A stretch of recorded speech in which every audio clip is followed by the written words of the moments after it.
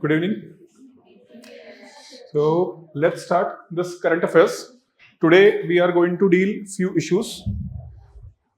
First, right to walk. Fine. So right to walk, they have made what? They have made right to walk as a fundamental right. So fundamental rights are mentioned in which part of the Constitution? In the part 3 of the Constitution, Article 12 to 35. So few things like this is an important judgment, though it do not seems very important, but it is a very important article with respect to fundamental right. And if you'll see what Supreme Court judgment have actually said, that judgment declared that walking on demarcated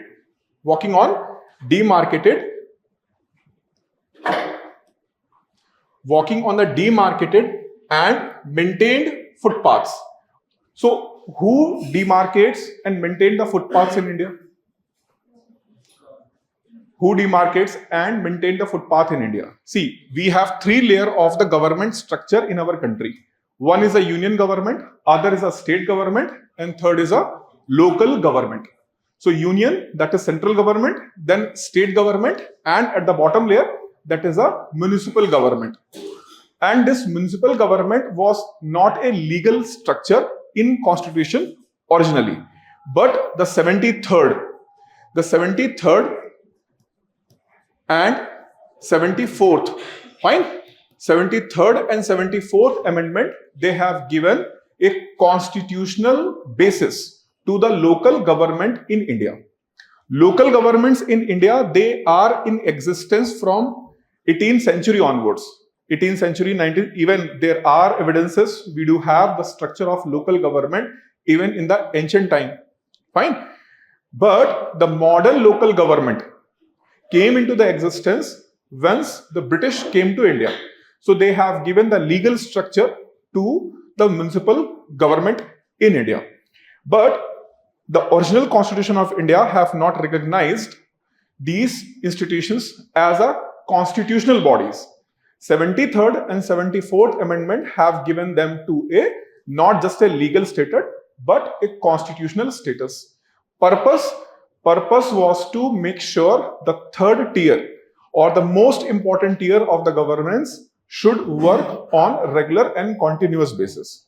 So in India, these are the institutions who have the power or responsibility to demarcate and maintain footpaths.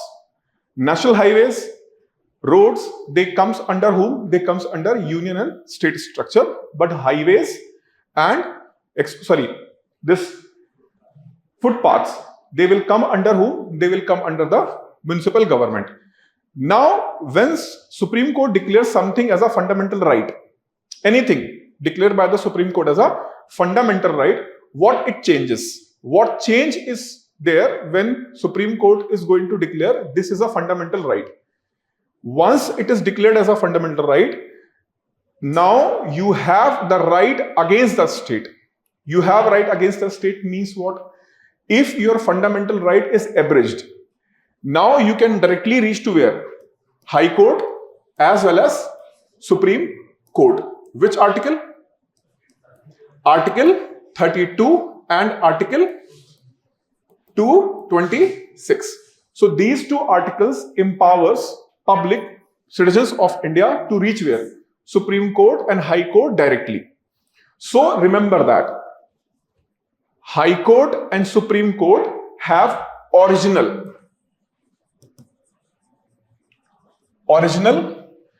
jurisdiction in the case of fundamental right. Here one more thing you have to understand. Original and exclusive and original. So in India, High Courts and Supreme Court both are constitutional courts.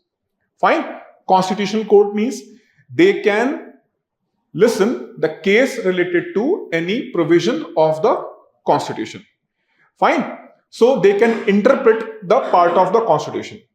But the interpretation of the Constitution of any part and fundamental right are two different things. High courts have a power, they can go for interpretation of Constitution and they can go for only fundamental rights. Supreme Court have a power to interpret any part of the Constitution, and not just only interpret. It may make it constitutional or unconstitutional also. So when you are going to amend the Constitution, fine. So you are going to amend the Constitution. So in this case of amendment, where you can reach, suppose government have made any amendment to the Constitution, where you can reach? Can you reach High Court and Supreme Court both, or only High Court? Where you can reach? You can reach both courts, High Courts as well as what? Supreme Court. So technically speaking, only few things are there where Supreme Court have original and exclusive jurisdiction. For example, if there is any case between union and state. So if any case is there where who are the party? If there is a case where union at one side, state as another side. For example, in today's economy lecture, I was telling to the students regarding Article 293. So Article 293 gives power of borrowing to states. So the state's power to borrow is defined under Article 293 of Constitution. But the clause 3 of this act, empowers union to restrict the borrowing, or state need consent of whom? Union to borrow. So Article 293 give a power to whom? Give a power to states to do what? Borrow. So when states want to borrow, they have to go under which article? 293 of Constitution. And Article 3 of the Constitution, Clause 3 of the Constitution, this article says that if state has already borrowed from the center and not paid at yet, and you want to further borrow, then you have to take a consent of whom? Union. And this provision of the Constitution was challenged by state of Kerala. State of Kerala says that this provision is creating a hurdle for government of the state to borrow smoothly, because center sometimes deliberately create this issue. So where Kerala can go? Can Kerala can go to the High Court? Answer is no.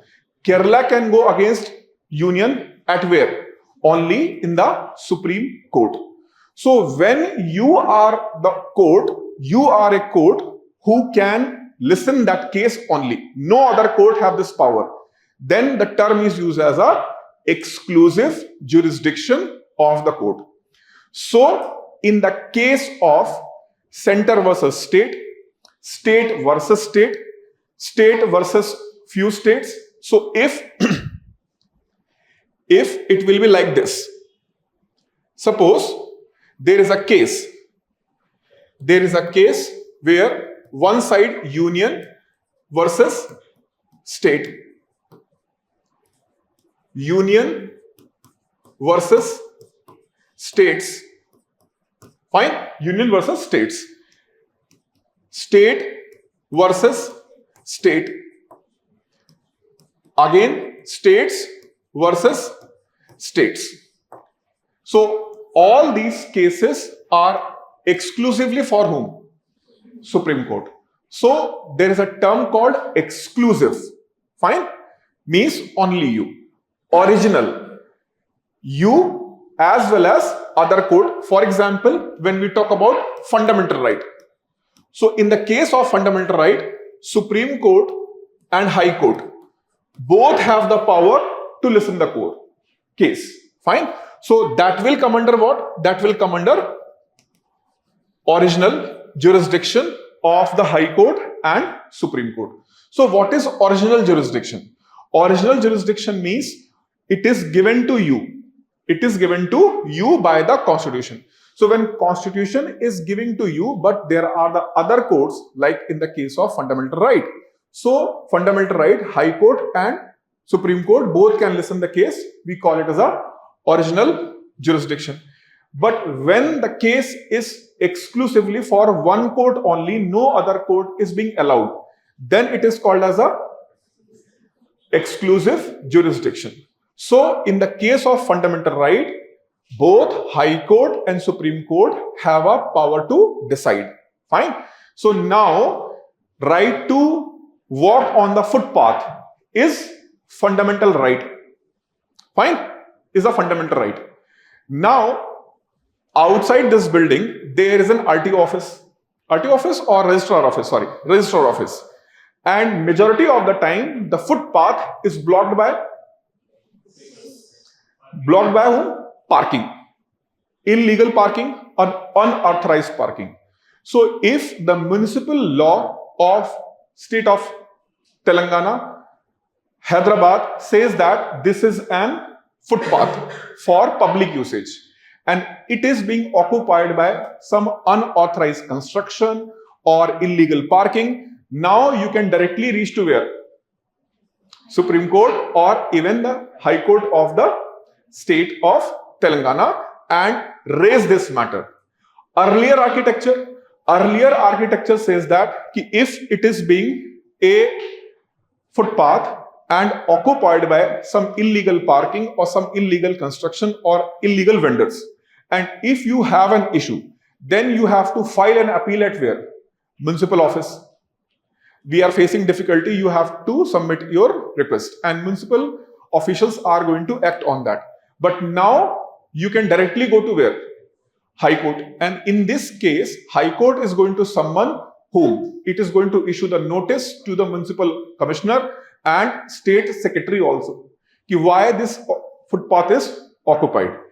Means now the courts are more approachable in the case of even a small issue like a walking on the footpath. So this is why it is significant. Means now courts are going to take in the cognizance if any illegal way of blocking of the footpath. But here one question arises. Why courts, especially Supreme Court, is being forced to declare as a fundamental right? Many cases we have seen that it is not naturally. It came after long jurisprudence process. Fine, right to life. Fine, right to life. So right to life, right to privacy. So right to privacy become a fundamental right. But it become a fundamental right after long battle being fight at where? Courts in India. So why it require a court to decide something as a right? It is not court. It should be coming from the legislature. Legislatures, because legislatures are being here to represent the people. And something is right or not right. RIGST. Fine. So something is your right or something is not your right. Fine. It should be the matter of debate between the people of the country, the civil society, and then the political class. And if any dispute arises, then it should become what? Fundamental right. So, right to walk on the footpath, it shows that the governance deficit in the country. So, it is not something like the matter of a debate where is a right or not right. Actually, it's a governance crisis which forced the court to take the matter in their direct cognizance.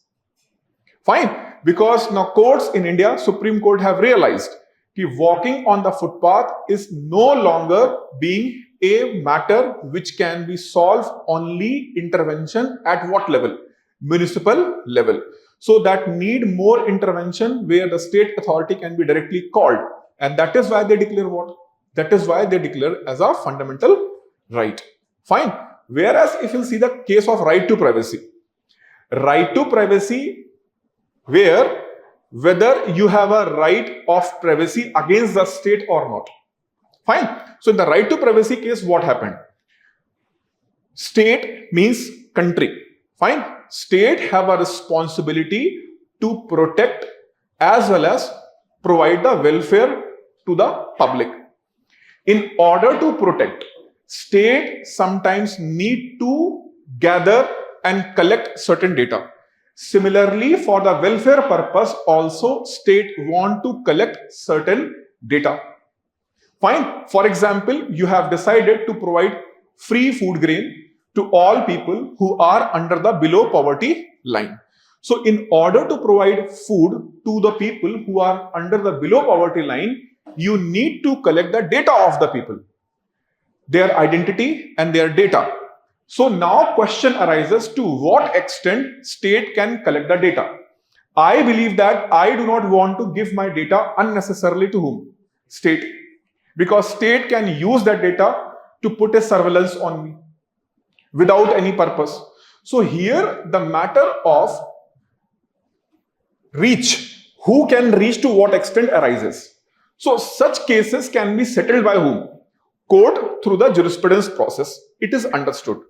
But actually it is very sad where judiciary have to intervene and call walking on the footpath is a fundamental right.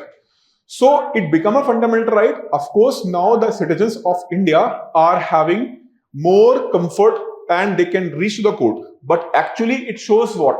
It shows a governance crisis in the country. Fine. So that is why we have put here in the... So see, the ruling converts the pedestrian safety from the routine municipal service to an enforceable constitutional duty. It links walking with the freedom of the movement under Article 19, Clause 1, Clause D. So it is related to not to right to life. It is related to under which article? Article 19, Clause 1, Clause D. So you have to keep this thing in the mind from the exam point of view, especially from the prelims point of view. What you have to keep in the mind? The fundamental right to walk on the pedestrian street is related to which article? Article 19, Clause 1, Clause D.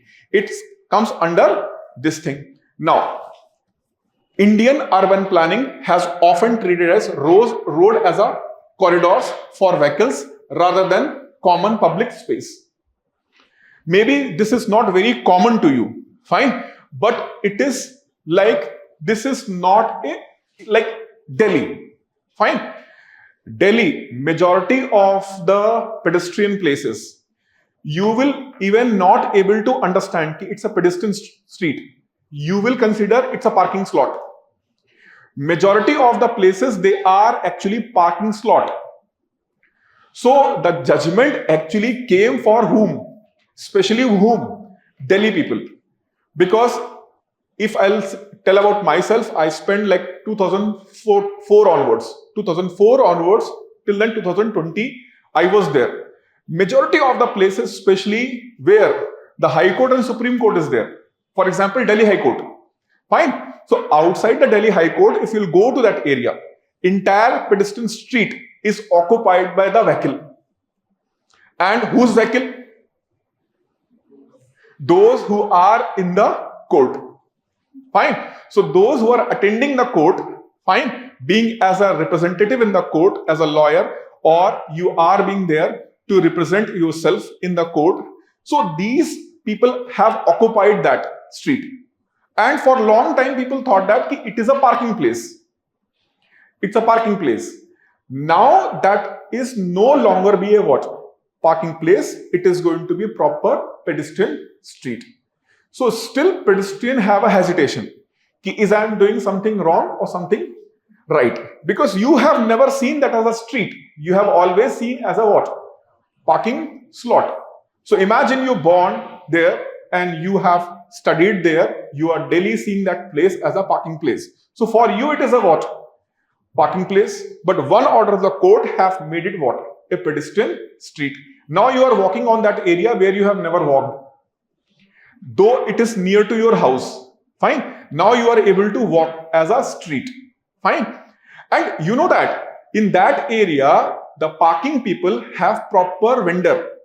So you have to park your vehicle, then get the parking ticket, and then you can go there. Fine. Now this area is no more occupied by whom? No more occupied by these parking vendors. So one student, he posted his photo walking on the street. Fine. He sent me and he said that, sir, see, I'm walking on the street. मैंने कहा ये क्या कहते? Walking on the street, what do you mean? Then he told his story. I born and brought up in this place. Fine, I born and brought up in this place.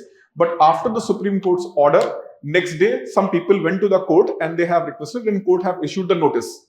Delhi High Court have issued the notice. And then this street is being vacant.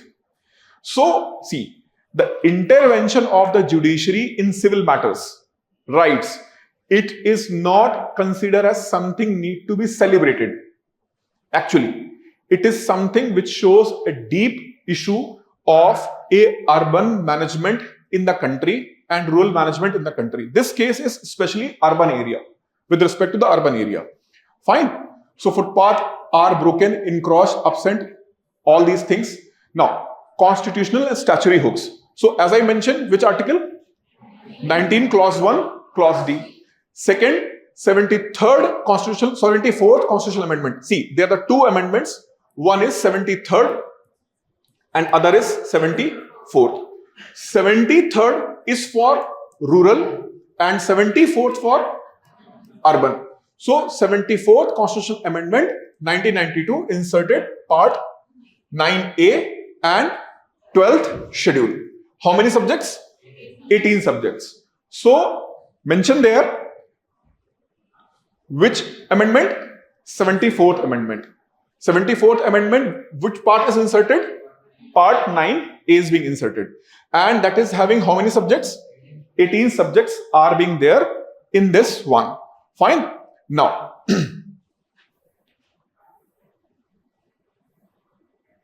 few things you also have to keep in the mind. Motor Vehicle Act 1988.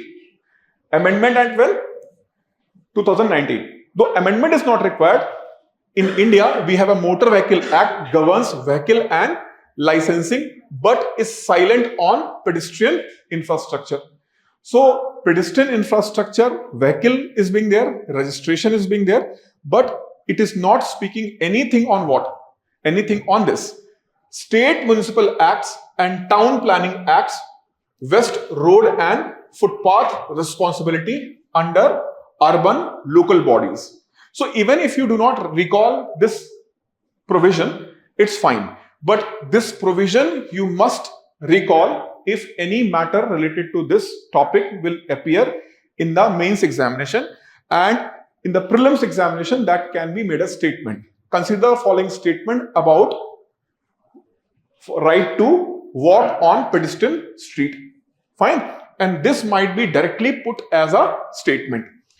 State Municipal Act and Town Planning. Now, person with a disability, 2016, mandate barrier-free access in the public infrastructure. Fine. How many of you are aware of this? Person with a Disability Act mandates barrier-free access of public infrastructure. Was you aware of this?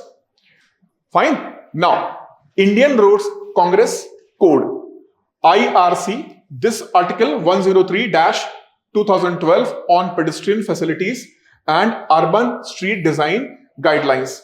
Fine. Now, which schemes can be correlated? So, see, this judgment, which part of the constitution and legal structure it can be correlated. Judgment says that now walking on the street is a fundamental right. But walking on the street can be related to what part of the constitution? We must know that. So what we have did here, like first I have mentioned the constitutional hooks from where the constitution can be attached. Then the legal process, now the government schemes. So Smart City Mission, Amrut 2.0, PM E-Bus, last mile and non-motorized transport infrastructure. These are the schemes which is related to pedestrian and walking on the pedestrian street. So pedestrian infrastructure need to be improved. Under which mission? Smart City Mission and Amrut Mission. For making sure that people are going to have an easy way to commute. PM E-Bus Seva Fund. Last mile and non-motorized transportation infrastructure. Last mile means when you are in coaching institute and you are going back to your home, and the last mile is the last mile when you are about to reach your home, that is last mile. Huh? What is last mile means here? Suppose your house is 10 kilometers away.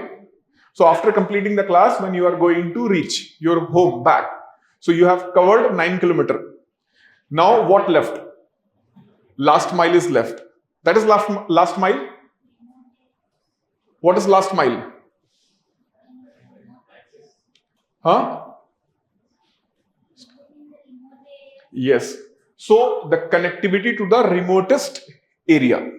So when you are able to connect the remotest area of the country, then we use the term last mile connectivity. India have a vast geographical territory. Fine. And this vast geographical territory have different kind of the terrain, and especially in the hilly terrain of northeast, where are multiple villages where you are living. Even not only in northeast, even the Himachal, there are certain villages which are still away from any kind of the electricity and mobile connectivity. Fine. So you have to walk or you have to travel at least 6 to 7 hours, only then you will reach in the proper infrastructure. So in order to connect these areas, we need a scheme like this, last mile connectivity and non-motorized infrastructure. Fine. So I have also mentioned about earlier ruling. So this earlier ruling is not important for the exam.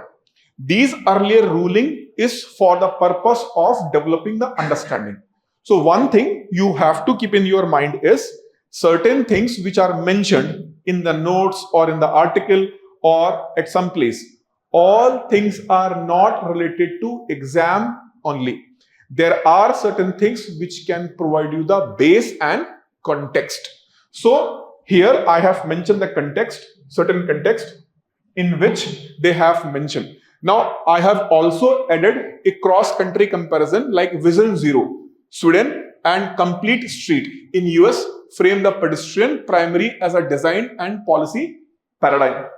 So not only India, other countries are also having their law related to walking on the pedestrian street. Now, for the mains point of view, for mains, the judgment can be used to show judicial expansion of rights in everyday governance. It also strengthens the idea of constitutional urbanism. अब exam में एक छोटा सा question आ जाएगा. In the exam, they will ask a very simple short question. Write a short note on constitutional urbanism.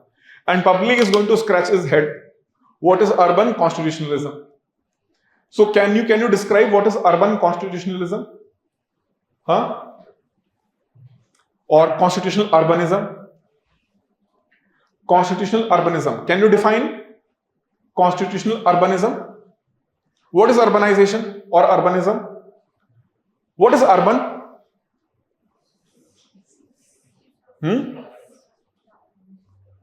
What is urban? What is rural? Rural is rural, urban is urban. What is not urban, that is rural, that is not rural, that is urban. Huh? More than 5,000, it is urban. Based on density of what? That is urban area.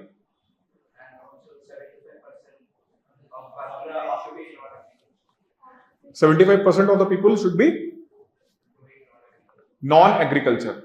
See, population density and the work profile of the particular area basically used for the defining area is a rural area or urban area.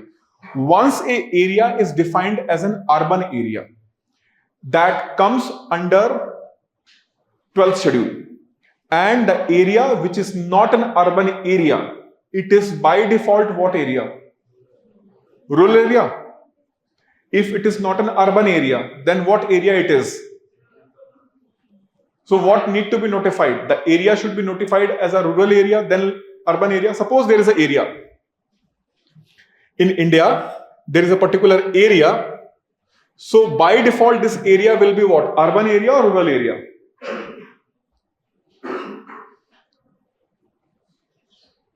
Consider any territory in India. So by default, it will be urban area, or by default, it will be rural area, or what area?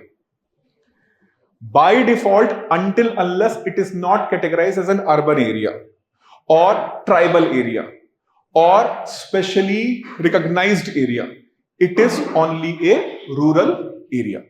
So area is a rural area until unless it is being notified as a notified area or urban area, fine, or tribal area. For example, PSUs, public sector enterprises. So public sector enterprises, there are big public sector enterprises. For example, Vizag Steel Plant. It is almost a kind of a city. Fine, it is having the kind of a size which is a size of a city. Fine. So such areas are notified area, which is notified by the government that this area is for some kind of the special activity. One more criteria, like special economic zone. Fine. So they are also being notified by whom? By the law. So law notified all the kind of area, urban area, special economic zone area, PSU area, port area, fine, military cantonment area. So area is a military cantonment area. What is cantonment? Hyderabad is having such a big cantonment area. In fact, one of the biggest in the country. Half of the city of the Hyderabad is in the control of Cant. Usually people call Cant. Cantonment area. So cantonment area is an area where armed force personnel reside on permanent basis. Fine. So there is a permanent resident of armed forces. So that is the cantonment area. Fine. Have you went to the cantonment area ever in your life? What you have observed when you go to the cantonment area? Roads are neat and clean, properly demarcated, each and everything. And when you come out of that area and you come under the municipal jurisdiction, then you automatically realize that I came outside the cantonment area. So everything is proper demarcated, mentioned each and everything. Why? Because their municipal work is managed by armed forces only. The municipal corporation of city, or for example GHMC. So GHMC do not have a jurisdiction to maintain the municipal activities in that area. That will be maintained by whom? That will be maintained by Armed Forces Board. So they will create a separate board and they will manage with that. So India have 7 different type of the areas to be categorized in the different categories. And one more is tribal area. For example, in many part of the northeast, like in Nagaland, if you want to enter in that area, you need a proper permit. Without that, you are not allowed to enter. Fine, you are not allowed to enter. In other words, you need a kind of a passport, or not passport, sorry, visa. So visa is a kind of a travel document. So similarly, in certain parts of India, if you want to travel, you need a travel document because they are notified tribal area. And that area management or the area authority can impose certain restrictions. Even in the certain areas of scheduled tribal areas and scheduled area, all the provisions of BNS, they are not applicable there. Fine, all the articles are not applicable there. They have special things.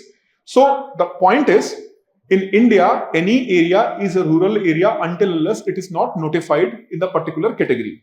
Now you have categorized as an urban area. Now again, urban area is further categories like municipal corporations, municipalities, and municipal council. So if it is a small urban area, municipal council. If it is getting a population up to 1 lakh, it is going to be the municipality. And when it is going to have more than 10 lakh population, 50 lakh population, then it is going to be what? Then it is going to be the municipal corporation. So Hyderabad is having municipal corporation. Greater Hyderabad Municipal Corporation, GHMC. Fine. NDMC, New Delhi Municipal Corporation. So Delhi is a union territory. Fine. And they have basically 3 different type of the municipal corporation. So municipal management, fine, they actually look for the urban areas. So urban area management comes under 12th schedule. How many parts? Total 18 in the list. Fine. And here,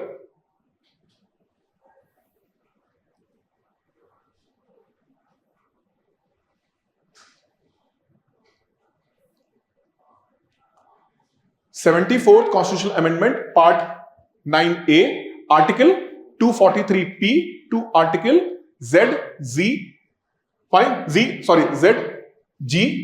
is the 12th schedule list under urban planning, road and bridges, regulation of the land use among the 18 municipal subjects. So what municipal subjects are going to be related to it? One is urban planning, other is road and bridges, and third is regulation of the land use. So these are the three things which is getting impacted because of Supreme Court's judgment. Means now municipal corporations are going to have a bigger headache. Bigger headache, why? Because now public can reach to where? Court in order to address these matters. So do you think it is going to make certain good changes, positive changes, or it is just going to increase the litigation in the courts? What do you think? It is just going to increase the litigation, more litigation in the court, or it is really going to make certain positive changes in the urban governance in the country?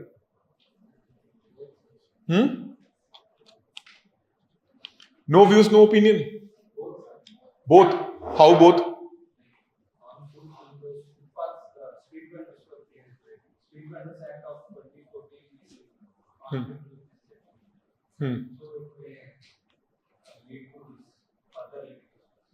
Do you think that courts have this amount of time and space to listen these matters when they are already having such a long pendency? If the Supreme Court is going to resolve the pendencies, Supreme Court, I'm not talking about the High Courts, Supreme Court, by the pace Supreme Court is going to taking this judgment, even if you are going to increase the number of judges in the Supreme Court to 100, fine. So from today onwards, if you are going to increase the number of judges in the Supreme Court to 100, still Supreme Court need next 24 years to finish all the pendency. And in such a huge pendency in the courts in India, one more right is declared as a fundamental right, which is going to push many cases further. So there is a word called satire. Fine. So it is becoming a satire where you are enjoying, but actually you know that it is going to create more chaos. Fine, more cases are going to be listed. But the positive side is what? The positive side is if something is important and urgent to be here by the constitutional courts in India like High Court and Supreme Court, now even a small case like pedestrian access can be reached to where? Court. Fine.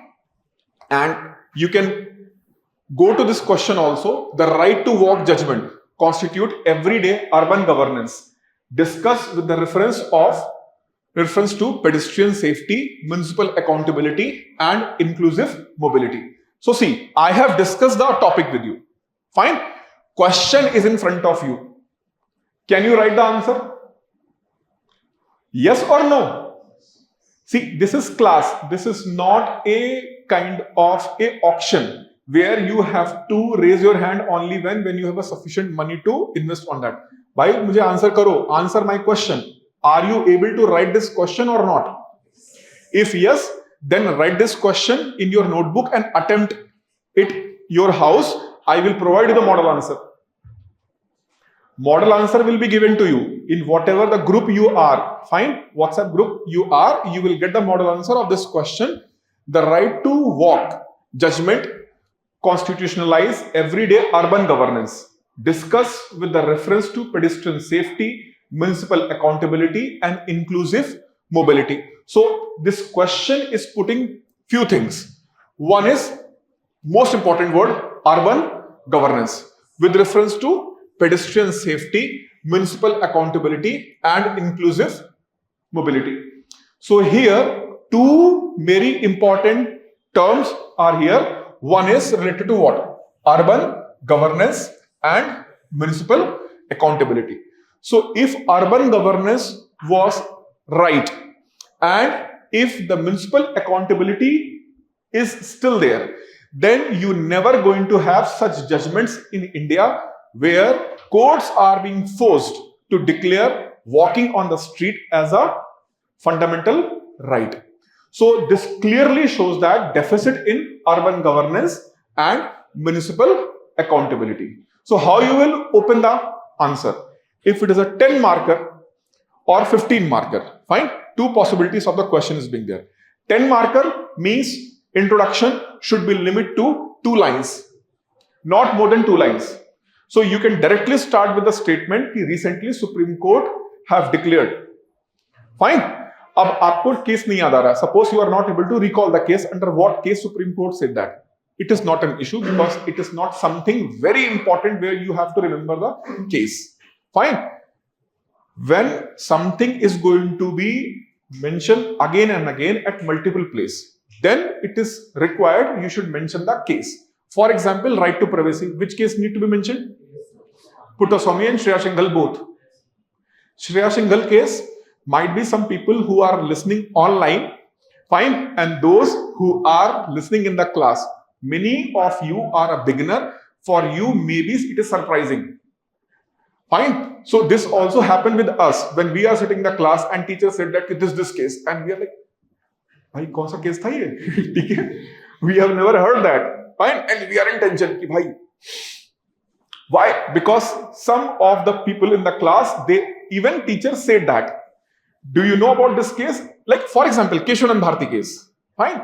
So, teacher in the class, he spoke about the basic structure doctrine. And he was about to say which case related to basic structure. Sir, 𝐃𝐸𝐴𝐧𝐥𝐸𝐧𝐢𝐧𝐠 case. And good. अब हम सोच रहे हैं कि we are thinking about कि 𝐃𝐸𝐴𝐧𝐥𝐸𝐧𝐢𝐧𝐠 था कौन? ठीक है? Who was he and why it came into the picture? And it was really tension for us because it is almost 6 months and we are studying for the civil services and we do not have an idea. And this our fellow having the good idea, and now we have utmost respect for him. Ki bhai, you are what? You are a genius. Fine. And he failed 4 times in the prelims. Fine. But at that moment, he earned our respect. Ki bhai, he is a knowledgeable guy. So this is also story of Ashok Nagar. So please be little bit careful and little bit careful about these legends. Fine. So there are legends, there are ultra pro max legends. Fine. So these ultra pro max legends are very dangerous. Fine. So something which you are listening first time and it is important. It doesn't mean that you have not did any work. It means that you are new to this field and you have to do rigorous practice, reading, revising, writing, and you will also gain the knowledge. Simple. This is not an exam where your IQ is being tested. This is the exam where your resilience, your discipline, and your integrity, how you are going to do your work without any failure, that is going to be tested. So please do not be very worried. Ki, I do not know that. You will work and you will also know that. Simple. Fine. So don't be in a kind of a scaredness ki I do not know this. Fine. I will read and I will also understand. Simple. If you know that, then consolidate it. So here there is no need to worry if you do not know the judgment. But certain things which are recurring in the nature and they are being coming again and again, again and again. Fine. For example, right to privacy. It will come again and again. So here you should know that Puttaswamy case and Shreya Singhal case that need to be known by you. Fine. But in this case, what you will start? You will write recently Supreme Court. If you can recall, in June 2026, Supreme Court have declared right to walk on the street as a fundamental right. This judgment have given a scope for a public to reach constitutional courts in India. However, same time, it is also question judicial. It is also questions municipal accountability and urban governance in India. Aapka introduction ready hai. So do you know that majority of the time introduction is coming only from the keywords of the question itself. So aapko koi ready-made ready nahi karna hai. There are some legends who cleared the civil services and they said that prepare ready-made introductions. 4 or 5 category. You need not to go for this 4 or 5 category of opening statement. Opening statement of the answer and the closing statement of the answer is always coming from what? The question keyword itself. So there is no need to be worried about the opening and closing statement of the question. opening statement of the question is questioning the keywords of the question, and the closing statement of the answer is going to justify those keywords. So this is how we open and how we will close. And in this question, we will examine three things. What? Urban governance, municipal accountability, inclusive mobility, and in the inclusive mobility, we have to give 1 or 2 points related to what? Pedestrian safety. So how the flow of the question is, you have given the opening statement, then you have to directly write on what? Urban governance constitutional structure. Then you have to mention what? Municipal accountability. Then you have to go for what? Inclusive mobility with respect to what? Pedestrian safety. And the last you have mentioned pedestrian safety. From here, you can say that the pedestrian safety over the period of time become a bigger issue in India. And that is why courts was forced to intervene in this matter by declaring right to walk on the street as a fundamental right. This judgment of the Supreme Court is a landmark in the nature, but at the same time, it questions the urban governance and municipal accountability. So on one side, that need to be improved from the legislative and executive side. But apart from this, now the work of legislature and executive can directly under the supervision of whom? Supervision of high courts and Supreme Court. So now the High Court and Supreme can directly oversee the accountability related to whom? Municipal works. Fine. So in this way, write an answer. Tomorrow answer will be uploaded in your respective WhatsApp group. Whatever batch you are, you will get it. Fine. Now, let's move to the next news. This is important one. And now here what will come? Shreya Singhal case and the case of Puttaswamy case will come. Section 69A of what? Information Technology Act. Related to what? Related to information. What kind of the information? Text, audio, video or image. It covers social media or all media? All kind of the source which provide the information, they are being covered in this case. So Delhi High Court have upheld. What they have upheld? The ban on whom? Students' beloved source of communication, where they can remain in disguise and they can communicate with anyone without being mentioned their identity. And here you are going to least get the good morning spam messages from your family group. Fine. So every family, every person have one family WhatsApp group, and there are some certain uncle and aunties who are going to bombard morning, afternoon, evening, devotional and spiritual, religious messages. And you sometimes think how immoral I am, because every time you are going to get such messages. But Telegram is a place where you are remain in what? Remain in disguise. Gangadhari Shaktiman. Fine. So the Gangadhar in the WhatsApp becomes Shaktiman at where? Telegram, because he is remain in disguise. So Telegram is worldwide very popular platform, fine, among the people. But this Telegram, and especially to remain incognitive, fine, remain incognitive, also allow a space for notorious activities. So government realize that Telegram is also a platform which is facilitating such things, especially when the NEET paper was cancelled. Government's investigation found that the majority of the information have been flowed through what channel?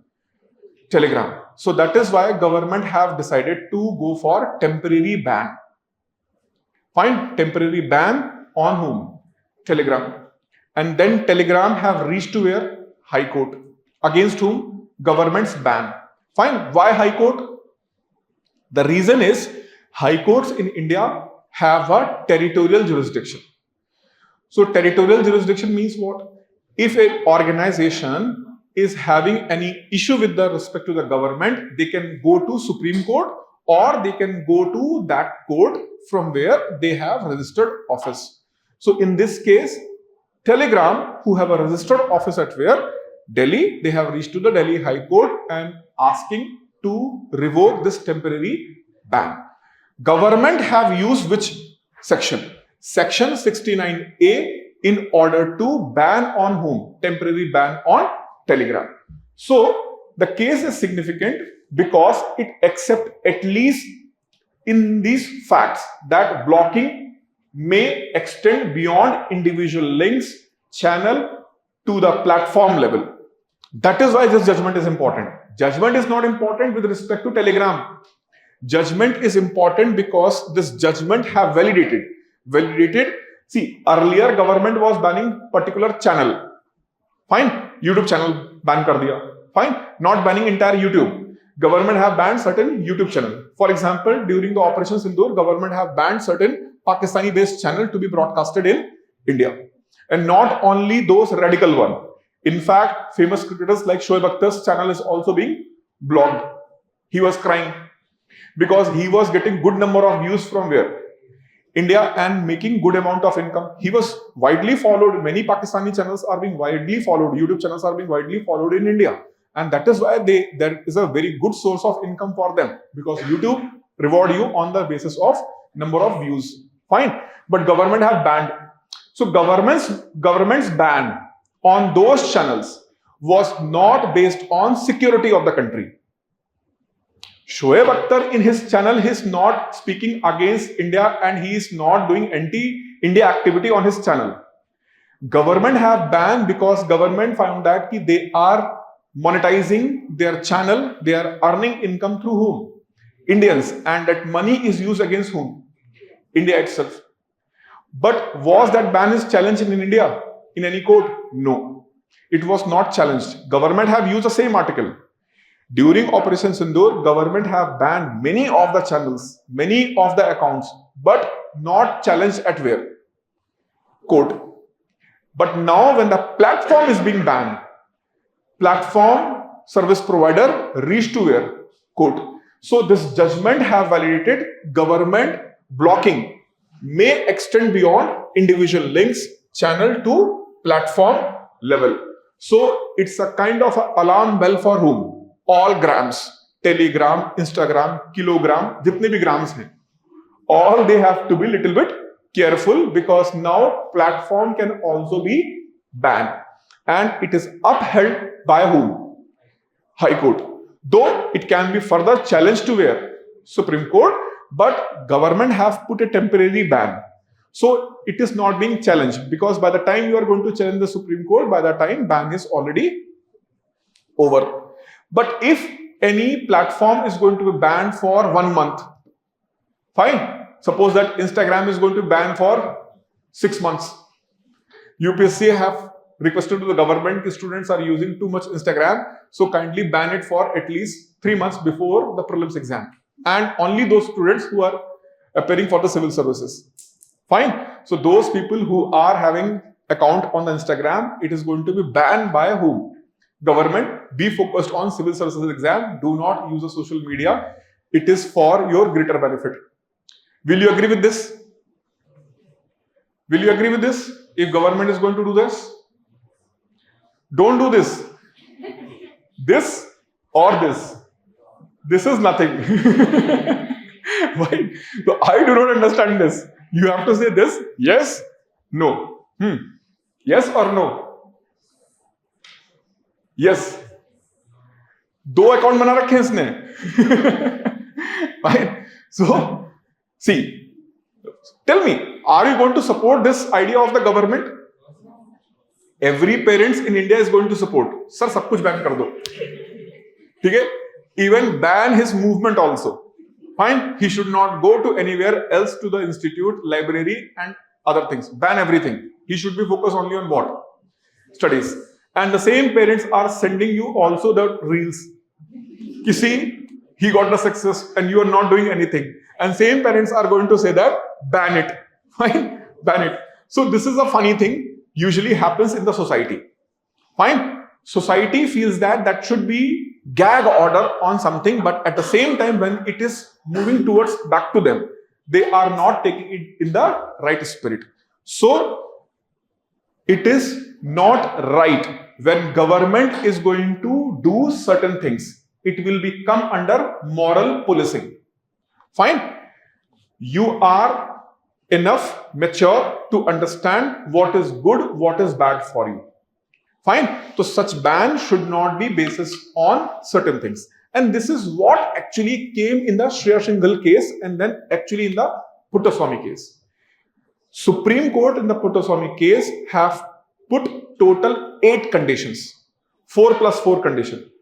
And they have mentioned until unless these conditions are being satisfied, you cannot ban social media platform or any other platform. Though in this case, like here, Section 69A empowers the government to issue blocking directions in a specified grounds such as sovereignty, security of the state, public order, and related concern. Which one is vague? Sovereignty, security of the state, public order, and related concern. So which one is used during the ban on the NEET? Which one is banned? Which one is used to ban the social media platform? Sovereignty, security of the state, public order, or related concern. What they have used? What they have used? They have used related concern with respect to what? Public order. Here, sovereignty and security of the state was not in a question. During Operation Sindoor, the first 2 provisions was used when government have banned certain channels, certain links, certain accounts. Then it was being used. But this time they have not used, but they have used only public order and related concern. Normally the debate is whether the state should block specific content or whether temporary platform-wide blocking is permissible when urgency and the repeat circumvention are shown. Statutory architecture. Focus here because it is related to the prelims exam specifically. Section 69A of the IT Act 2000 inserted by IT Amendment Act 2008 empowers central government or its authorized officer to block public access to any information generated, transmitted, received, stored or hosted on grounds enumerated in Article 19 Clause 2. 19 Clause 2 क्या बोलता है? What Article 19 Clause 2 says that? Clause 1 what says that? अभी बताया just Clause 1. Freedom of speech. Fine. So, see, it's a very famous saying about the freedom. The most famous saying about the freedom is, your freedom ends where my nose starts. I told this thing earlier also. Your freedom ends where my nose starts. So whenever the freedom is being there, freedom is going to come with the certain conditions. So that is why that is not called freedom, it is called liberty. Fine, but is touted as what? Freedom of expression, freedom of speech. So freedom is having certain restrictions. Article 19 Clause 1 provide you the freedom and Article 19 Clause 2 provides restrictions on those freedoms. Fine. So you can revolve your umbrella stick.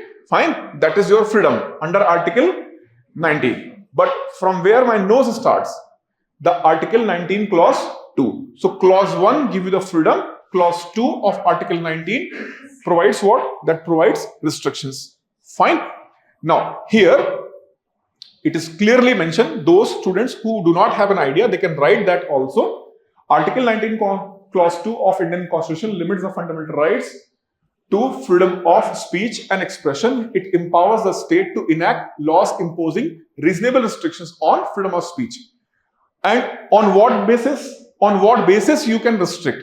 Sovereignty and integrity of India, security of India, friendly relation with the foreign state also.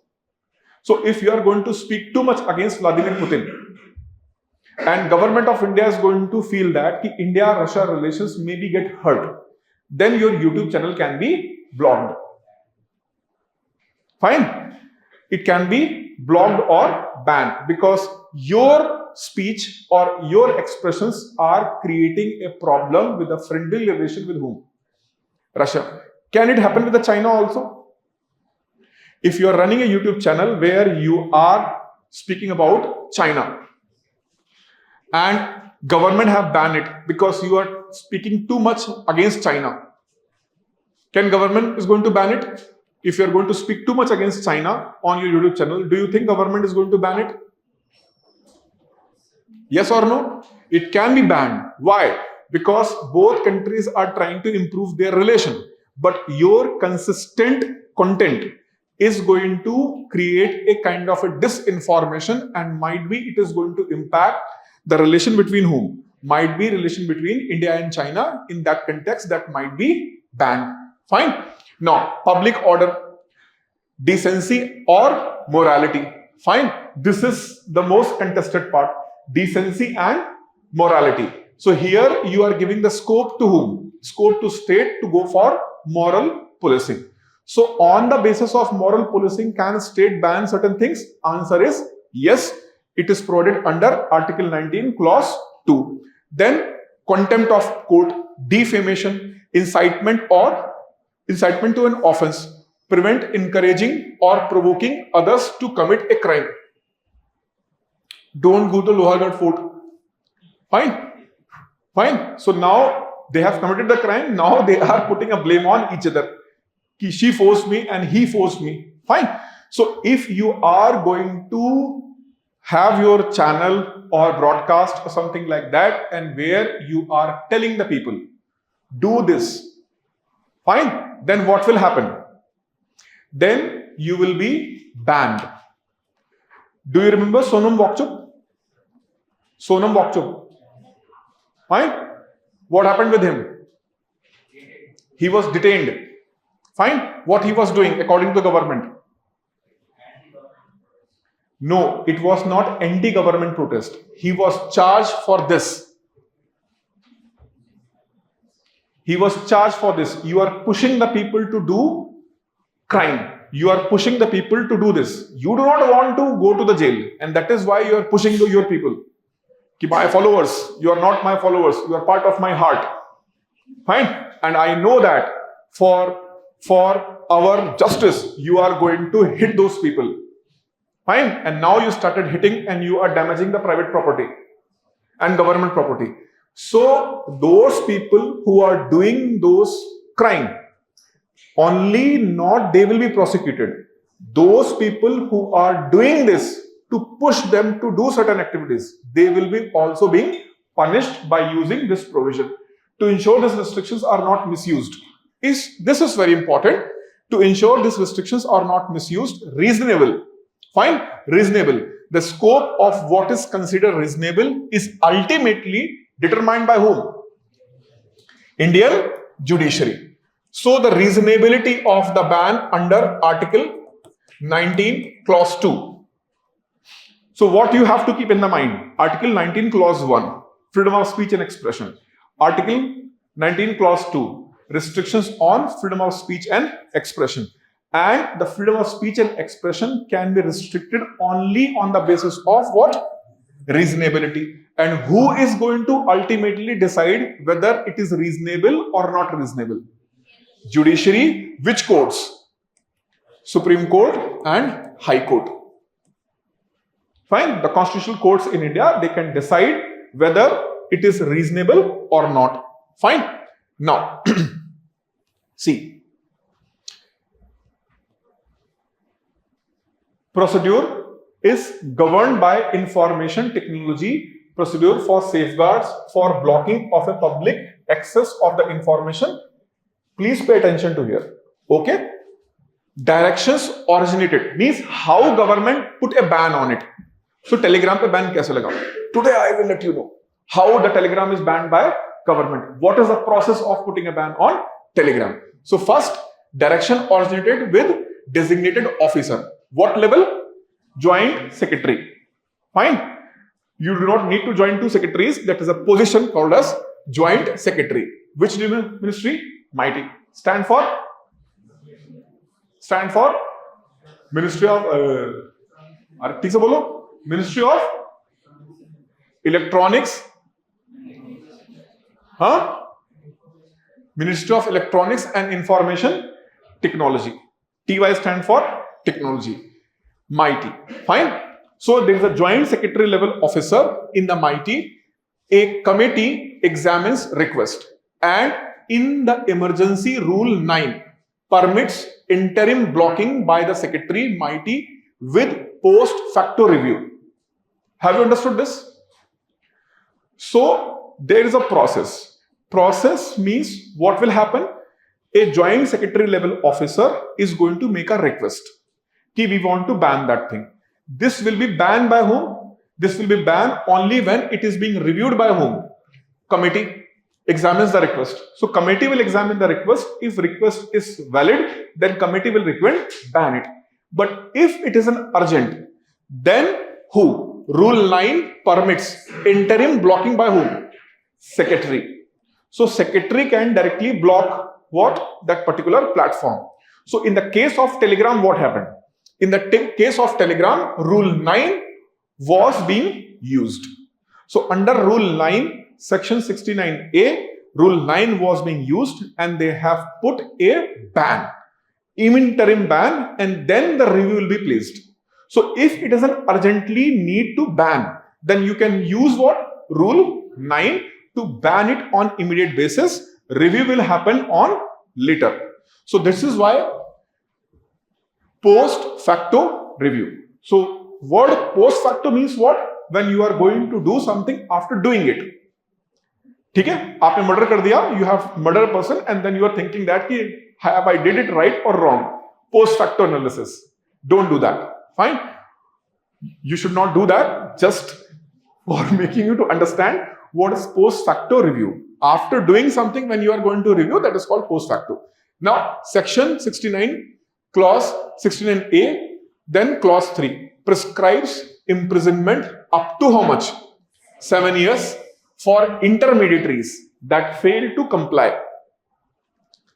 Elon Musk, Mark Zuckerberg, they can be put at where? Indian jail for how many years? 7 years. So are they going to be jailed? No. Those who are running those platforms in India. So recently, when Indian person is being recognized as a CEO of what? WhatsApp. What is his name? Kunal Shah. So Kunal Shah become a WhatsApp CEO, global CEO. And of course, global CEO. Now suppose government have asked to ban something on WhatsApp and it is not being imposed. Then who will be put the jail? The Indian CEO of WhatsApp. The person who is looking operation of whom? WhatsApp in India. If Kunal Shah is not only global CEO, but he is also effectively looking the operations of WhatsApp in India, then he will be liable for that jail. Fine. This provision means that, of course, in India, it is not easy to send the people to the jail. Fine. But rule says this. The IT Rule 2021, Intermediary Guidelines and Digital Media Ethics Code add 3-tier governance mechanism and significant social media intermediary obligation. Fine. This is also in the news. But as of right now, it is not in the news. So I am not going to discuss in detail, but I am giving you this on record. This is again going to be in the current affairs. Fine. Because there is an ongoing tussle between whom? Ongoing tussle between center and the state, as well as social media platform versus the state. Fine. So it will come again, we will discuss. Now see, here I have clearly mentioned for you, Shreya Shinghal versus Union of India case struck down Article 66 Clause A, but upheld the Section 69 Clause A as a constitutional because it has narrow grounds, written, reason and procedural safeguard. Though this is already what? Struck down, but you should know. That is why I have mentioned here, Section 66A of the Information Technology Act was controversial provision that criminalized sending offensive or menacing messages via computer or communication device. it prescribed up to 3 years in prison for content deemed to cause annoyance, inconvenience. Supreme Court of India declared 66A unconstitutional and struck down its entirely on March 24, 2015 in a landmark judgment of whom? Shreya Singhal case. So Shreya Singhal case you should remember because it has struck down which clause? 66A of which act? Information Technology Act. But it have allowed which one? 69A. But while allowing 69A, it have put what? Proportionality test was crystallized in Modern Dental College versus State of Madhya Pradesh, also known as Puttaswamy case. Fine. So here, government have, means Supreme Court have set proportionality test. And this proportionality test is going to be on certain things. What are those things?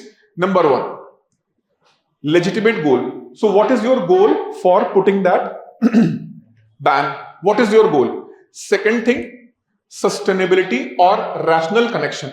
What is rational connection in this regard? See, so first is legitimate goal. So what is your purpose? What is your goal to put this ban? Second is saying that sustainability or rational connection. Ban, why you want to put a ban? And is that ban is going to fulfill that purpose which you are stating? So I am stating that I want to ban Telegram because I have this fear or I have this credible information. Telegram is being used for that purpose. So if it is not creating a connection between leak of the NEET question paper and the usage of Telegram, then again court is going to struck down this ban. Third, necessity, least restrictive means. Is it really necessary? Without going to ban it, you are not able to control the leaking of the question paper. So it is not you are going to tell that because of this. You have to say that, you have to explain the court. Court will examine what? Court will examine if it is not being banned, then it is definitely going to create a problem. So ban will implement only when court will find that without banning it, it is not going to be possible. If it is possible even without ban, court is going to say no ban. Court is going to ban when court is going to find that without banning it, the activity cannot be stopped. So until unless Telegram is not going to be banned, it is not possible to conduct free and fair NEET exam. So government have to prove it. If not, you are not fulfilling the third criteria. Fourth one, balancing the competing rights. Balancing the competing right means, so if I will ban it, is public is going to completely denied the access of microblogging and social media? If so, then that ban will be not justified. This ban will be not justified. This is why blocking the YouTube is almost impossible in India, because YouTube is the only source where you can go for a lengthy communication between you and anyone in the world. So YouTube, fine. You now see reels of Instagram. Reels आता क्या होता है उसपे? Reels होता है ना? और Instagram पे YouTube is shorts and Instagram is reels. So suppose if you are going to ban the Instagram, fine. Still people are having micro videos. They can use what platform? YouTube platform. And they can post what? क्या बोलते हैं उसको? Shorts. They can post shorts. If you are not able to post the reels, you can post what? Shorts. Do you remember TikTok? So TikTok was banned by the government. Fine. So when a TikTok was banned, that was challenged. कि अरे हम जिएंगे कैसे? How I am going to live without TikTok? Because certain people breathe with the TikTok. Fine. So that was also tested. But still, if you are going to ban the TikTok, still you can go for micro video posting by using YouTube as well as Instagram. But if there is a certain platform is a only platform, then it is not going to be banned because of this balancing the competing rights. Fine. Now, Anuradha Basin versus Union of India case 2020 added a internet shutdown. Blocking orders must be reasoned, published, time-bound, and subject to periodic review. Fine. Subject to periodic review. So, now these days, if any area is going to have a public order issue, fine, or some protests are going on, government immediately do what? Internet ban. Internet is being banned. But now Anuradha Basin case, fine, Anuradha Basin case is also going to make sure government's internet shutdown should not be arbitrary in the nature. So Shreya Singhal case and Puttaswamy case, they put what test? Proportionality test. And that proportionality test have 4 things: legitimate goal, sustainable, rational, connect, necessity, and balancing competing rights. Anuradha Basin case do what? Anuradha Basin case also added this thing to which case? Internet ban. So internet ban also come under the same preview. Now, here, telegram order must be tested again 4 prongs, particularly less restrictive alternative. Fine, less restrictive alternative limit. Now, judgment reflects modern regulatory dilemma. Digital platform can be both infrastructure for legitimate communication and tool for organized fraud. Proportionality requires a legitimate aim, sustainability, necessity, and balancing. The court saw the restrictions as a temporary and connected to the preserving exam integrity. So the main reason why court have allowed this ban, upheld this case, because it is what? Temporary in the nature. If government have said that ki permanent ban, fine, then might be something different is going to happen. Now, in short, I have mentioned all the prelims point also. So tell me one thing, is this format is okay for you? Is this format is okay for you, where the news related to the core area, the debate, and the prelims pointer, and towards the end related to the mains question? Fine. How you can use in the mains examination, and what point you have to focus. Avoid one-sided conclusion. State's duty is to protect exam integrity, but the burden of the proof must remain high when lawful users are also affected.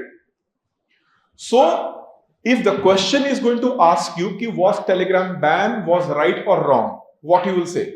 Right or wrong? If the question is being asked, ki the ban on the telegram was right or wrong, see, whenever it is such kind of question is being asked, fine, then you have to say on certain qualification it is right. Fine. When you feel that it is right, fine. So on qualified basis it is right. So see, main thing in the exam is when they are going to ask, do you feel it is right or wrong? Fine. So you need not to feel only right, and you do not need to feel only wrong. Certain conditions can be used to justify it, whereas certain conditions should be mentioned to oppose it. So here, simple, I have mentioned, avoid what? One-sided conclusion. You can favor the ban, but at the same time, you also have to ensure ban should be only on what? Temporary basis, because it is the responsibility of the government to ensure such exams should be conducted without any problems. But it doesn't mean that the state have the power to block all the legitimate uses. Fine. So I was posting only Telegram. What? I am posting only those important news related to international relations on our Telegram channel. I'm not doing any paper leaks. Why I'm being punished? Why I'm being punished? Why you will be punished? If you are using that platform for your personal usage only, you are not doing any illegal activity. So those who are not doing any illegal activity, why they will be punished? Fine. So this need to be qualified by whom? This need to be qualified by the government. So that is why this I have mentioned. And see, one more question. Can platform level blocking to be constitutionally justified in the exceptional circumstances examined in the light of section 69A, proportionality and digital right? Might be this question come in the serious means examination. Fine. So if it will come, I also going to leak the UPSC question paper. Right? So this is good question. Do you want to attempt? Do you want to attempt? If you will attempt, I'll provide the model answer. But that depends upon what? That depends upon your ability. Now, UGC NEET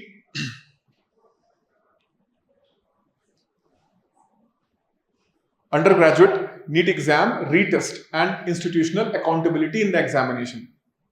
Fine. Telegram ban related e-news hai. Fine. That is related to what? Telegram ban. So, re-examination was happened because the exam was being cancelled. Anyone have given the exam? UG exam? No. All civil service aspirants are here.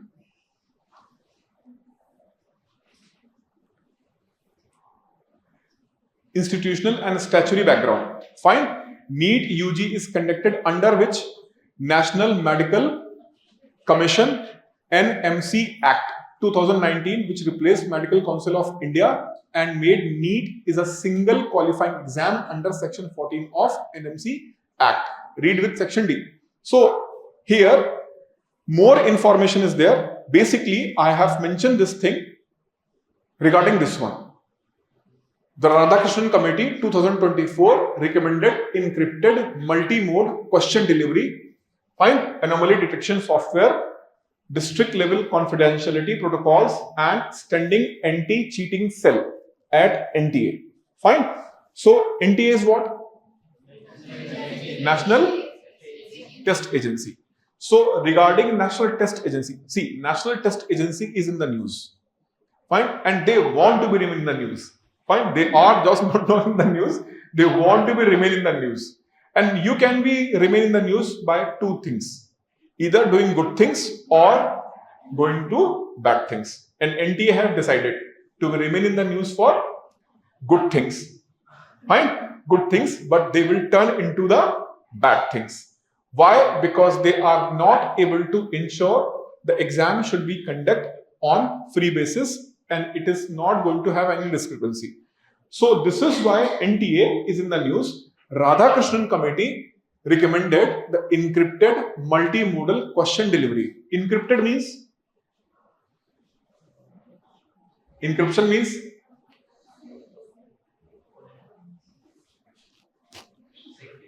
What encryption means? Huh?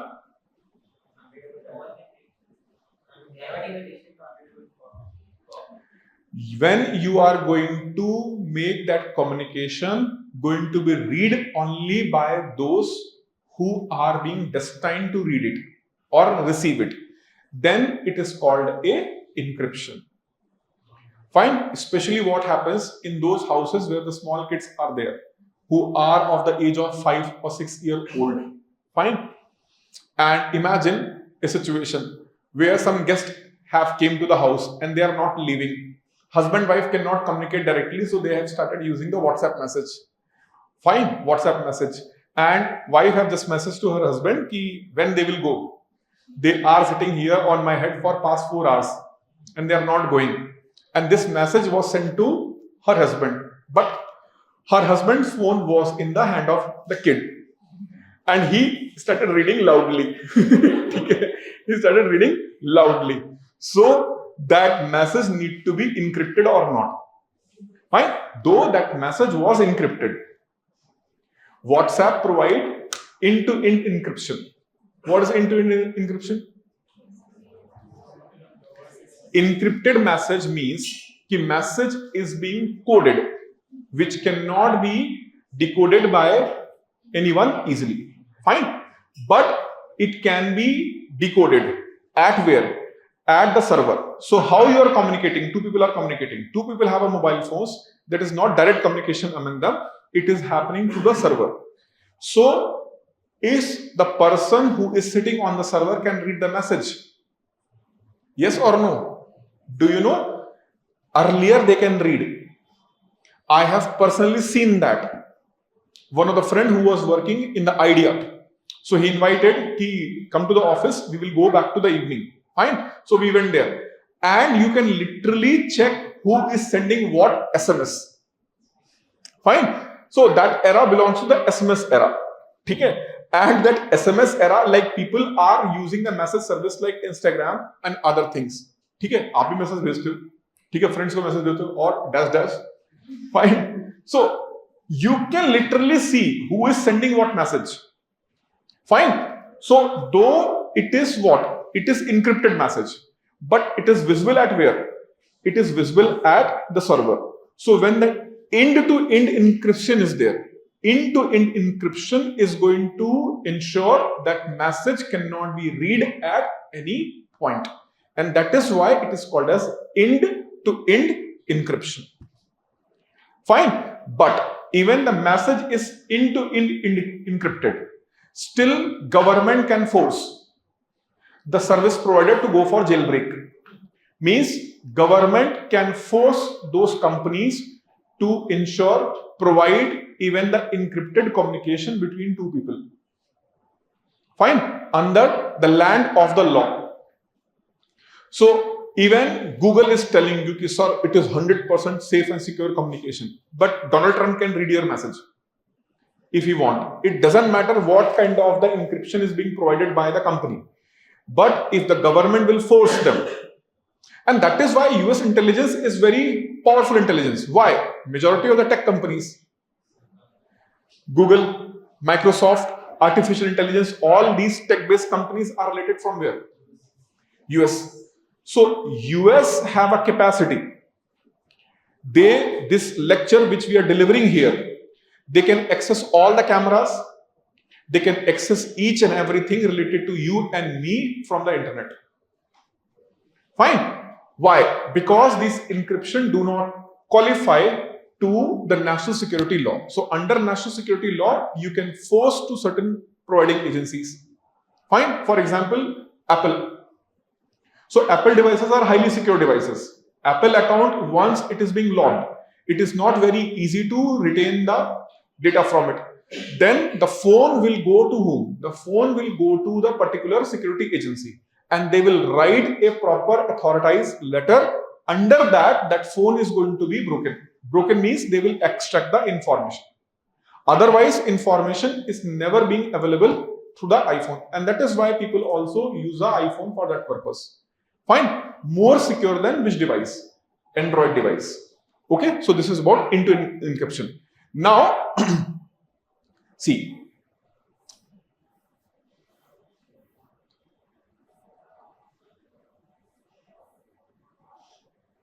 yes, criminal biometric matter. So criminal biometric matter means what? Recently, government have allowed to collect the data which is related to what data? Biometric data. So what comes under the biometric data? Iris, thumb impression, fingerprints, and facial recognition and DNA. DNA also comes. DNA also comes under this biometric profiling. Yes or no? DNA also comes under. And do you know that Indian Air Force specifically go for DNA profiling of all their personnel? Reason? Sometimes in unfortunate air crashes, like recently N-32 was crashed in Assam. Fine. And unfortunately, very unfortunately, our 4 of the personnel have died. Now, sometimes these accidents are so freak, even you cannot recognize whose body is. Then what you need? You need a DNA. So this is why DNA profiling usually happens. Now, government want DNA profiling of every criminals also, so that they can be identified easily. Because plastic surgeries and other ways are being there in order to hide their identity. You have already seen in multiple movies. ठीक है? पूरी identity क्या कर दिया? change कर दिया, but you cannot change what? DNA. Fine. Even fingerprints are being what? Possible to camouflage. Irish scan, it cannot be camouflaged. Fine. So this is why DNA profiling, but DNA profiling is also very costly affair. Fine. So as of right now, India do not have any clear-cut policy related to DNA profiling. DNA profiling related one bill was presented in the parliament, but that bill was lapsed in 2023, and that is why as of right now we do not have any policy related to DNA. I have mentioned here. Fine. So first of all, NCRB. What is NCRB? National Crime Record Bureau. So National Crime Record Bureau, Abhigyan app. So what is Abhigyan app? Prelims related question. Abhigyan app is basically an app which is developed by whom? NCRB. For what purpose? To collecting the data. Fine. Linked to National Automated Fingerprint Identification System. Was repeated to enable field level fingerprinting matching against a large national database. So you are walking on the street, some policeman came and they asked, I need your fingerprint, and your fingerprint is being matched, and they are going to take you with themselves. Chalo bhai, hame to pata hi nahi tha. ठीक है, we got the jackpot. Fine, we got the jackpot. How they got the jackpot? They got the jackpot. Imagine airports, bus stops, all public transportations are enabled with this fingerprint system. Anyone who is entering in that area, their fingerprint is required. Now, because without fingerprint, you cannot enter into that public transportation. You cannot enter to those public places. And your fingerprint database is maintained at some place. And those criminals who are involved in the criminal activity, their fingerprint is also being there. They can immediately track and trace where they are. The moment they are going to be enter in any public transportation mode where the fingerprint is being enabled, immediately there will be tracked that they are at this location. So for this purpose, government want to enable it so that those who are involved in the criminal activities, they can be caught. But as of right now, it is happening only in the police station. Now government is looking for what? Field level fingerprint matching system. So this is what government feels that in order to bring down the crime and to bring those people to the justice, it is required. But again, it is related to what? It is related to your privacy. So shall I give my fingerprints to the government on voluntary basis? Shall I give the fingerprints on voluntary basis? Have you ever given your fingerprint on the voluntary basis? Yes or no? Have you given or not? Fingerprint on a voluntary basis? Yes, without that, how you can have a Aadhaar card? How you can get an Aadhaar card without that? Aadhaar card is going to take both fingerprint as well as what? Iris. Have you seen your photo on Aadhaar card? Do you like it? Your own photo. So the moment you feel that I am very handsome and charming, fine, just see your Aadhaar card photo, then you realize the reality. So I used to say this thing in the class, like usually sometimes students say that, sir, I am not able to focus because I am falling in love. Fine. So I said, go and see her Aadhaar card photo. Fine. So if you are going to have a real love, that is only when you are having a love with the Aadhaar card photo of the person. But see the fact, Aadhaar card is something which is going to collect all of your data. Fine. Fingerprint as well as iris. So if this data is going to be leaked, fine, this data is going to be leaked. Anyone can get all the information related to you. Now these days, scammers are doing what basically? They mimic the Aadhaar card information to trick you. Fine. So usually it is a privacy related issue. Fine. But remember that this is also one more issue. Now these days, online frauds, fine, scams are basically identity based scam. Identity based scam, how? So what they do, they mimic your identity. So biometric data is not only just a privacy concern. Biometric data now these days not just a privacy concern, it also becomes a concern for safety and security, especially for women. Fine. It is very sensitive case right now around the world, and especially in India, where the biometric data is easily available. People in the rural areas, people in the semi-urban areas, those people who are from the civil society, they hesitate to give the data. In the rural area, in the semi-urban areas, authorities not going to hesitate. They will force you to provide the data. You cannot question them. They will question you. That means you are suspect. That is why you are not providing the data. Fine. For example, when a person is being asking to provide your mobile number for the bill. We need your mobile number for the bill. Majority of the people in India, they will give their mobile number for billing purpose. Sir, bill will come your mobile phone. I do not want that bill on my mobile phone. I want a physical bill. Provide me the physical bill. Sir, we do not have that. You have. You must have. You cannot make this false claim that bill will be only provided in the online mode. Bill must be given in the hard copy. So you can force them to provide the hard copy bill. There is no law is going to prevent you to get your hard copy of the bill, the physical copy of the bill. You can claim it.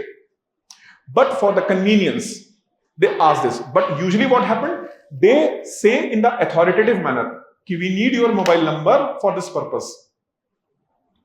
So that happens. In the store, he said that, sir, provide your mobile number. He is even not looking at me. Fine. And he's asking to provide the mobile number. I said, look at me first. What do you want? Your mobile number. For what purpose? For the bill. I said, I do not have any mobile number. I do not have any mobile number. I am a mobile-less person. Or mere haath mein mobile tha. I was having the phone in my hand. I said, I do not have any mobile number. I use this device for enjoyment. I do not have a mobile number, and I'm not going to give any other alternative number also. And I want the bill here on the counter. He provided. He provided. But after that, rest of the people who are in the queue, they realize that bill can be given in the hard copy format. Basically, your mobile numbers are being used for the marketing purpose. So these databases are being sold. Usually 5 rupees, 10 rupees for each mobile number, depend upon your transaction. If you purchase something with related to 5 rupees, 10 rupees, 20 rupees, 100 rupees, 1000 rupees, then it is not going to be very worthy data. But someone who purchased 30, 40,000 rupees worth good. Fine. That means the person is having a purchasing capacity, and that person can be traced by whom? Marketing agencies. So that data is being sold. Fine. So even email ID you can refuse. You have to provide me the physical copy, that's it.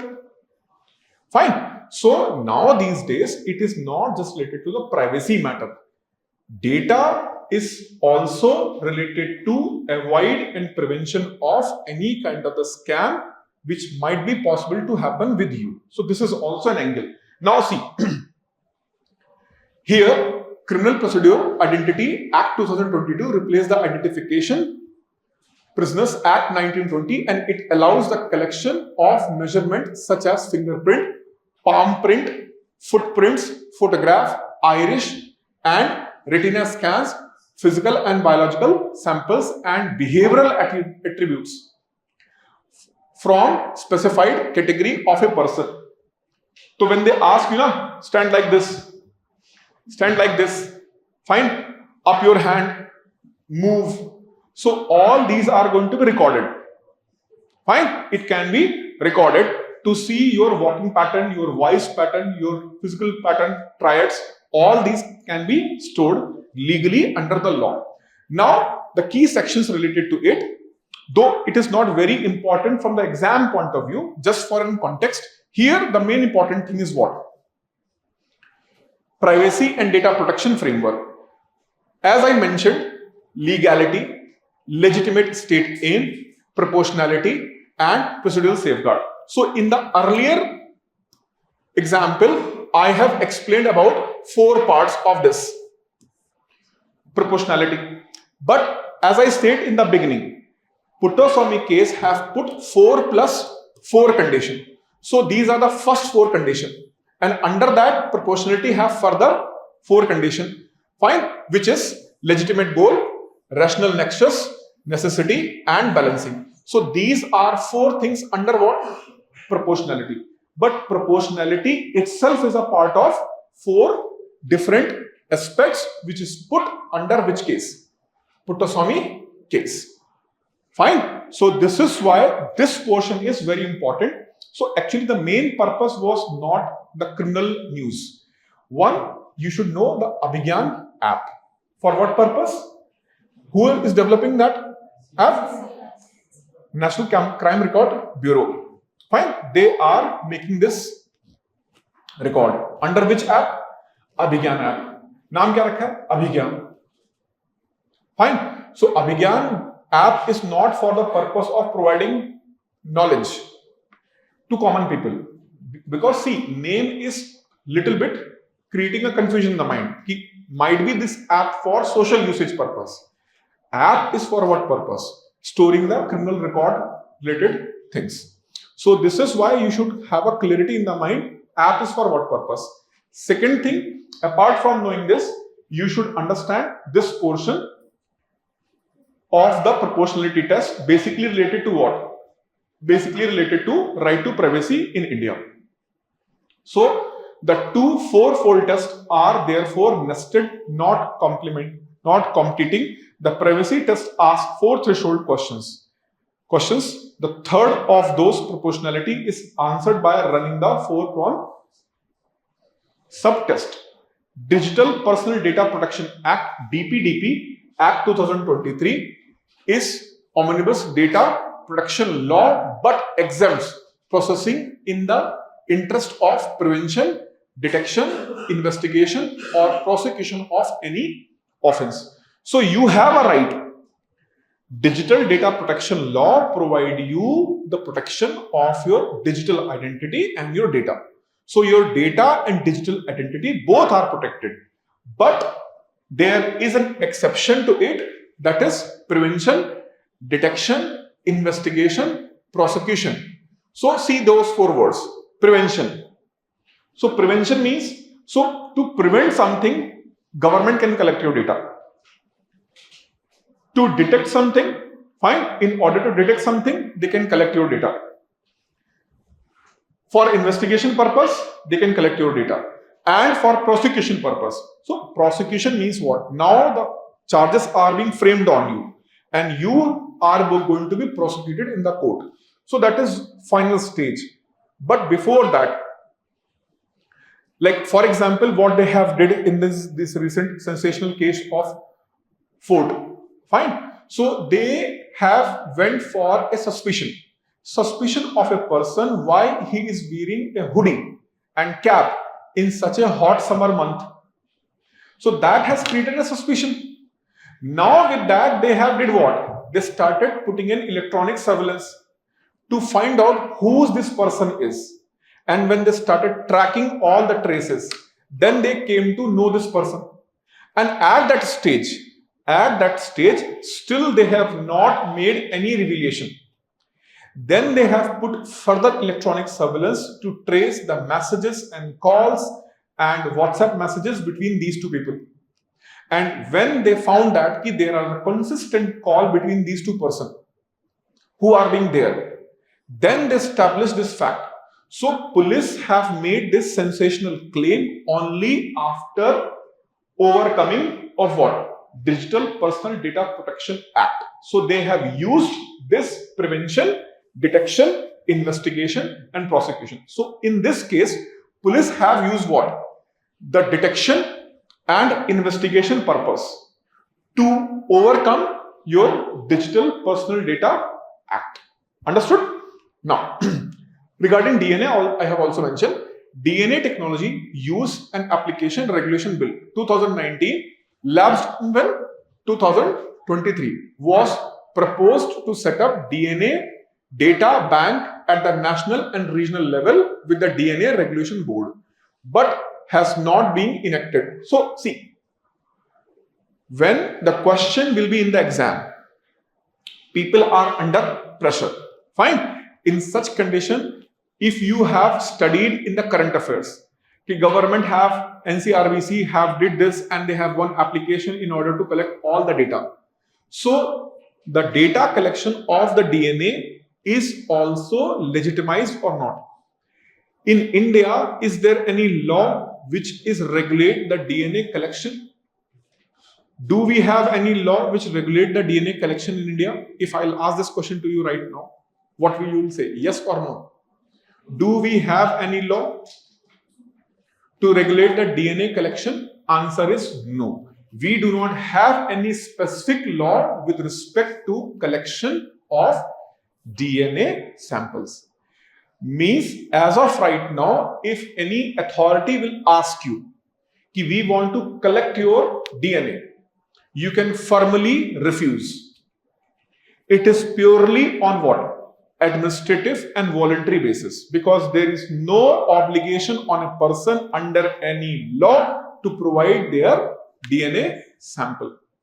And it is the big problem. It needs to be resolved, but as usual, such issues are not going to take the center stage in countries, developing countries like India, but it is regulatory requirement. But as of right now, we do not have any regulatory mechanism for DNA collection in India. So have this thing in the mind clearly.